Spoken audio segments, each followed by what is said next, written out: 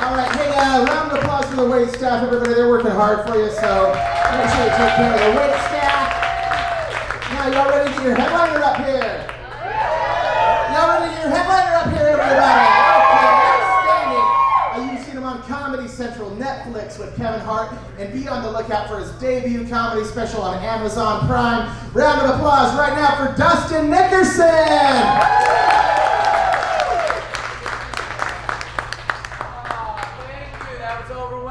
Thank you.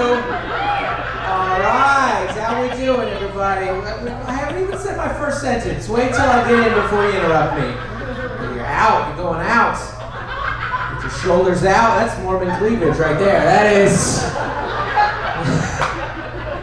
Thanks for being here. Keep it going for your opening comics, ladies and gentlemen. Keep it going. I am. It is a third white guy. Very Utah show. This is. I'm the diversity on the show because I have a mustache. That's, I know, I look like the pedophile that plays Fortnite with his teenage kid. I know. I did that this year. I grew out a mustache this year. You guys got beards, what do you think? Yes or no?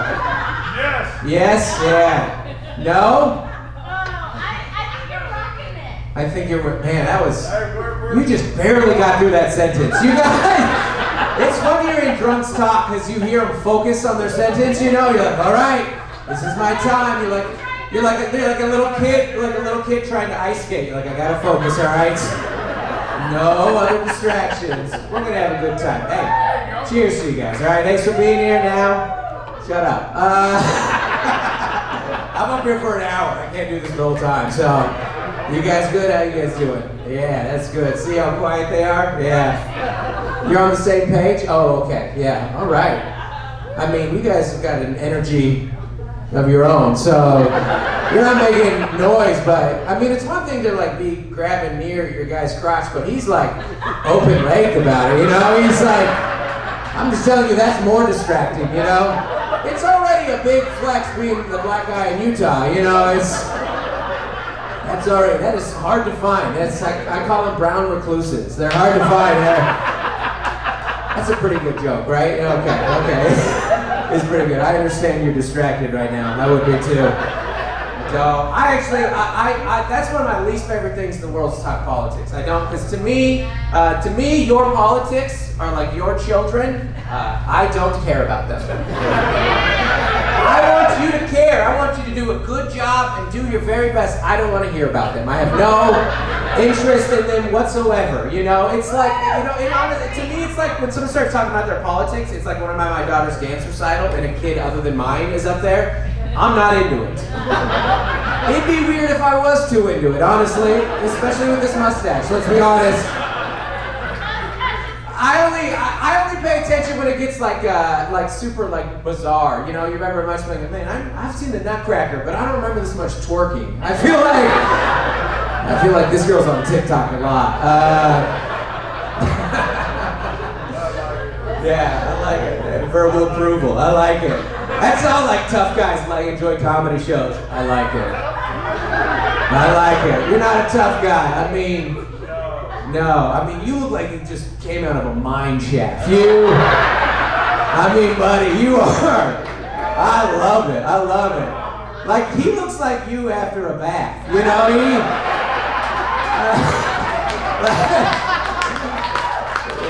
yeah. That's a compliment, you know? Yeah. A bath.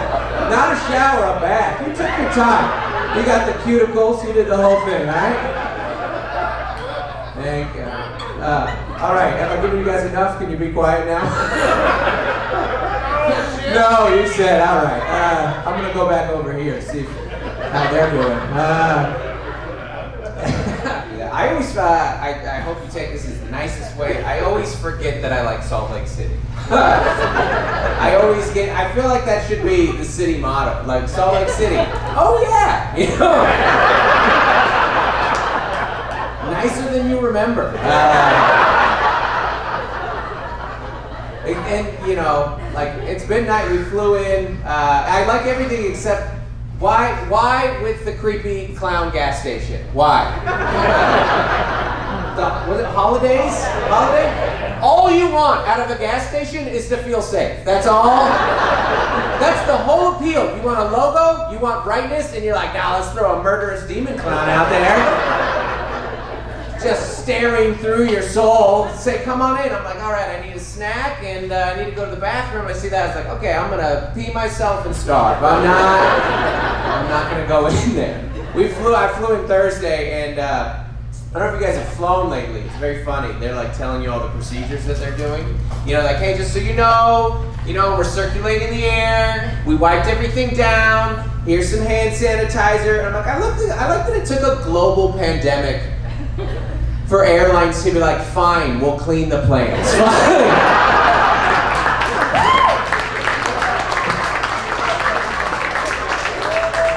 I mean, I know this is probably our fault in the first place, but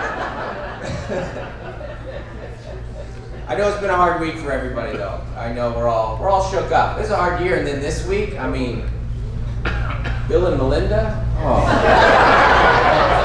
I mean, what chance do any of us have, you know? And they can't make it, none of us can, you know? It's an example, it's a lesson for Melinda, right? Just never marry someone for their looks, you know? I like watching people argue over the mask. Again, I don't have a hot take on it. That's you, that's your choice. But it's funny. It's very funny. Because you could be the most pro-mask person in the world, but you have to agree there was inconsistent communication, right? Remember at the start of all, I know I'm in Utah, you're like, what's a mask? I don't know. Do you guys even remember quarantine? Did you guys took last Memorial Day off? You guys said, yeah, we had this nice 3-day weekend. It was... Meanwhile, out in California, my kids' schools opened up last week.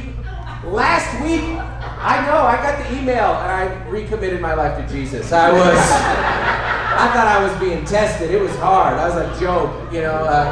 Sorry, Old Testament Mormons. I know that's not your book. Mormons are crazy. I like that Mormons just added another book to the Bible.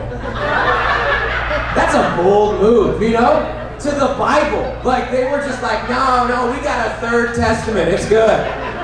It's really good. Jesus went to America. It's crazy. It's crazy. I know. I'm a religion major. I know. I'm being tested. There you go.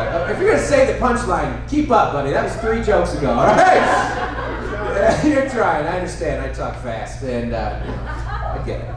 You guys are great, because you guys are like a small group that like a book club. Like I tell the joke, and then you get into a group to discuss the joke.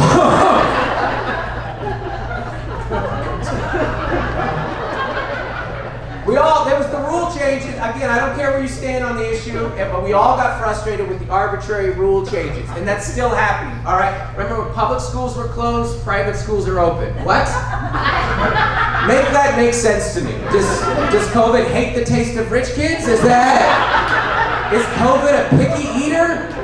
COVID's like, no, I like those greasy public school kids, right? I like those fried chicken kids, you know? And then this week, after a year of 6 feet apart, CDC changed it to 3 feet. What, did COVID get lonely? After a year, COVID's like, no, snuggle, I want to feel close to somebody, But I don't judge them for a second, because they were making up rules for what they thought they was best. And as a parent, I make up rules all the time. I relate so much to the CDC. We make up stuff all the time. Wait a half an hour before you swim. Wear a coat outside here and get sick, you know? It's like, is that rooted in science? No, it's just what I want. I just want you to listen to me. This week, my daughter came out on this trip with me. We got breakfast at a Starbucks, and she's like, hey, can I get a brownie for breakfast? I go, no, don't be ridiculous. She goes, can I get a chocolate muffin? I'm like, that's more like it. I relate to the CDC, is what I'm saying, you know. I gotta give him props, all right, I'll give this. I did not think that the vaccine was gonna go out. I didn't think so, because the government's big plan, step 1 for vaccination distribution was to have old people make online appointments. What could go wrong? What 2 groups have been jiving together better since the early 90s than senior citizens in the internet? I asked my dad, I was like, Dad, did you set up your appointment? He's like, dude, super easy. All I had to do was like pick a date and then give 70 grand to a Nigerian prince. That's all.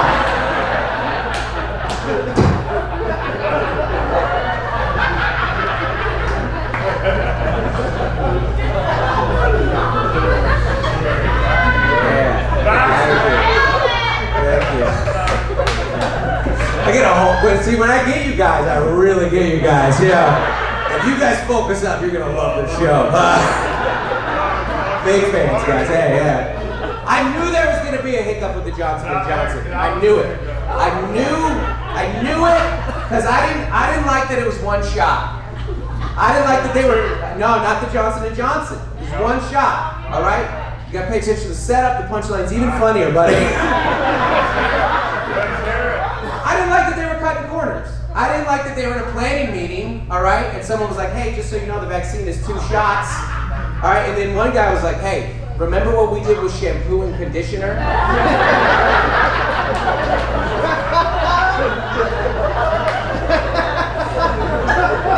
I'm just saying, no tears, no COVID. That's a great joke. I'm gonna give myself a round of applause.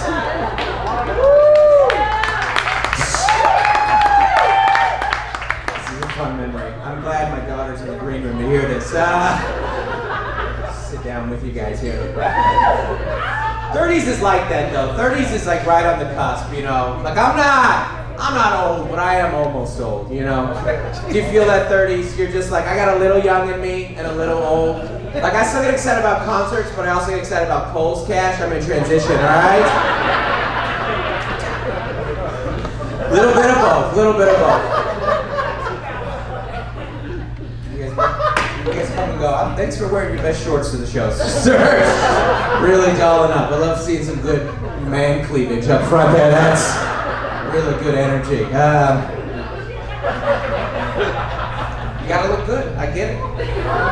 That's part of getting older. You know, getting like how you dress becomes more important. Because in your 20s, you say things like, "I want to look hot naked," and in your 30s, you're like, "I want to look pretty good dressed." If you cover most of me up, I'm not a bad product. Nah. It just becomes harder. It's all harder. Like I play basketball once a week, and I texted a friend my age. That's not the joke. They're like, it's more like the ref. I get that. Did you say Hot Pocket?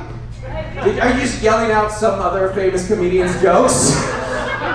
Yeah. Hot Pocket. I've heard that one before. Do you need me to do Andrew Dice Clay next? What do you do? Do my favorite Chappelle joke. That's not how this works.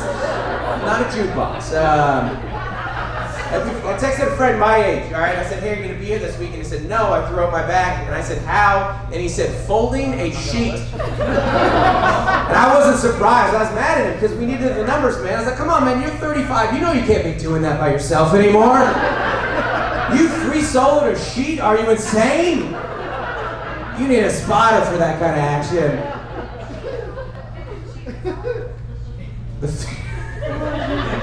I mean, it's funny because the drunker you guys get, the more you're missing the target of the joke. Like early on in the show, you're like, you were with me, you were at least on topic, and now you're like, sheet metal, sheet music, where am I? We can do it. We'll just focus on the part of sheet. Just sheet. That's a world-class joke. That's up there with Grammar Clues. Oh man, if you guys remembered this show tomorrow, you would love it. I got a half an hour left. What's that? I mean, what's more offensive? Me making fun of your husband's shorts, or you standing up in the front row and be like, my time to talk. This is it. I went to the bathroom. What did I miss? Everyone eyes back on me. You talked about him without me here, guys, I'm so sorry for everyone back here. The show is here from now on. You're drinking PBR. PBR is my favorite cheap beer, and PBR has become ironically cool now. I don't know if you've noticed this. PBR is still cheap, but anything to do with PBR is expensive. I saw a PBR shirt on sale for $40. You guys know how much actual PBR you can get for $40? Infinity PBR. If you spend $40 on PBR, you're now the CEO of PBR.